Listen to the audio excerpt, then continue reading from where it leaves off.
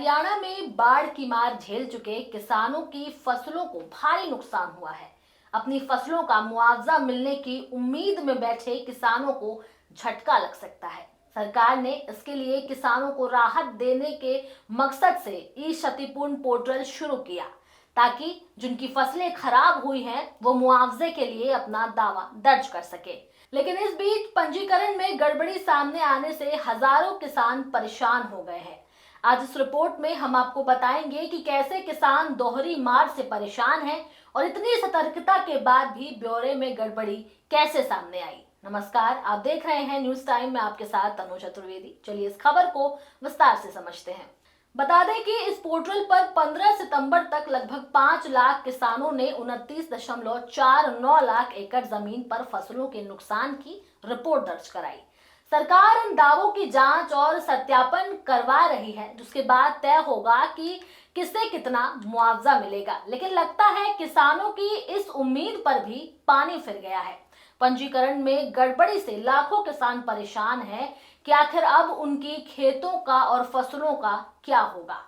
दरअसल मेरी फसल मेरा ब्यौरा पोर्टल पर कई किसानों ने जब अपनी फसल का नुकसान दर्ज करवाना चाहा तो पता चला कि उनकी जमीन किसी और व्यक्ति के नाम पर पहले से पोर्टल में पंजीकृत है।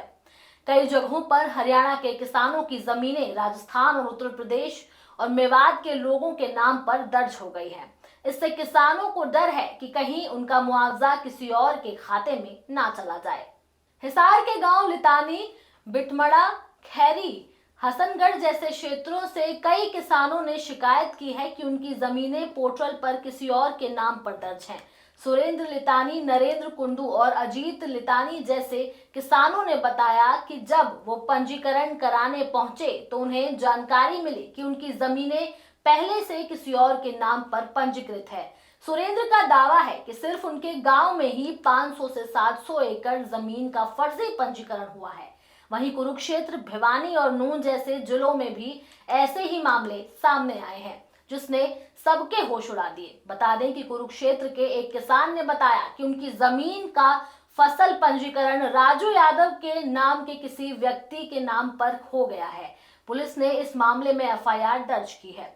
भिवानी जिले में भी कई किसानों ने शिकायत की है कि कॉमन सर्विस सेंटर के जरिए से फर्जी तरीके से पंजीकरण कर लिया गया। यहाँ के तालू गांव में किसान ईश्वर मान ने बताया कि उनकी 6 एकड़ जमीन की फसल का पंजीकरण मेवात के रहने वाले किसी व्यक्ति के नाम पर है। इन सभी मामलों को देखते हुए पुलिस ने साइबर क्राइम थाने को सौंप दिया है और जांच जारी है। अब सबसे बड़ा सवाल यह है कि आखिर ये धोखाधड़ी कैसे हो रही है। दरअसल पोर्टल पर पंजीकरण के लिए जमीन मालिक की फैमिली आईडी और मालिक के मोबाइल नंबर पर आने वाला ओटीपी जरूरी होता है। लेकिन धोखाधड़ी करने वाले लोग दूसरे के खेत को अपना बताकर या जाली दस्तावेजों के सहारे पोर्टल पर फसल पंजीकरण करा रहे हैं। इसमें सीएससी सेंटरों की भूमिका पर भी सवाल उठ रहे हैं। अगर इनके पंजीकरण को सही नहीं किया जाता तो मुआवजे का भुगतान उन फर्जी खातों में ही हो सकता है। असली पीड़ितों तक मुआवजा नहीं पहुंच पाएगा। इस मुद्दे पर हिसार के कृषि विभाग के डिप्टी डायरेक्टर राजवीर सिंह ने बताया कि मेरी फसल मेरा ब्यौरा पर पंजीकरण की तारीख अब निकल चुकी है। जिन किसानों की जमीन पर किसी और का नाम पंजीकरण दिख रहा है वो तहसीलदार को भूमि के संबंधित कागज दिखाकर उसे चेंज करवा सकते हैं या फिर मेरी फसल मेरा ब्यौरा पोर्टल पर जाकर ग्रीवांस ऑप्शन में जाकर अपनी समस्या बता सकते हैं। इससे पहले वाला पंजीकरण रद्द कर दिया जाएगा। अगर किसान ऐसा नहीं करते हैं तो मुआवजा उन संबंधित खाते में जा सकता है जो पोर्टल पर दर्ज है।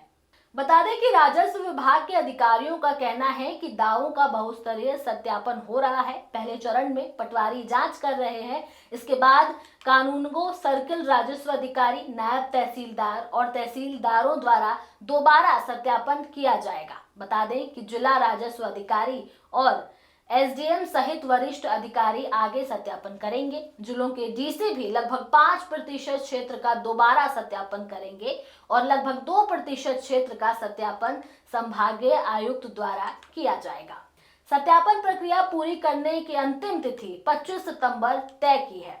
हरियाणा के किसान इस वक्त दोहरी मार झेल रहे हैं। पहली तो प्राकृतिक आपदा से और दूसरी सरकारी पोर्टल में गड़बड़ी से। अब मुआवजा पाने के लिए जो पंजीकरण किया जाना था उसमें फर्जी नामों और गलत डेटा की वजह से किसान परेशान है।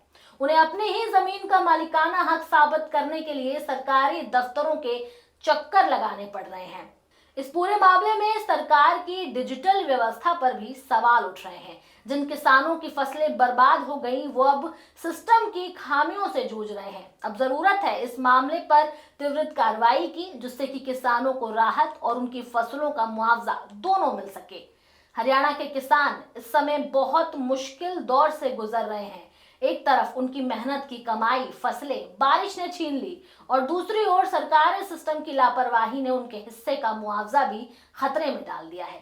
अब देखना यह दिलचस्प होगा कि इस फर्जीवाड़े का खुलासा सरकार कैसे और कब करती है और उसमें किन लोगों का नाम शामिल होगा। बहरहाल खबर में इतना ही। यह खबर कैसी लगी आप हमें कमेंट सेक्शन में जरूर बताएं। साथ ही हमारे चैनल न्यूज टाइम को सब्सक्राइब करें, लाइक करें, शेयर करना ना भूलें। नमस्कार।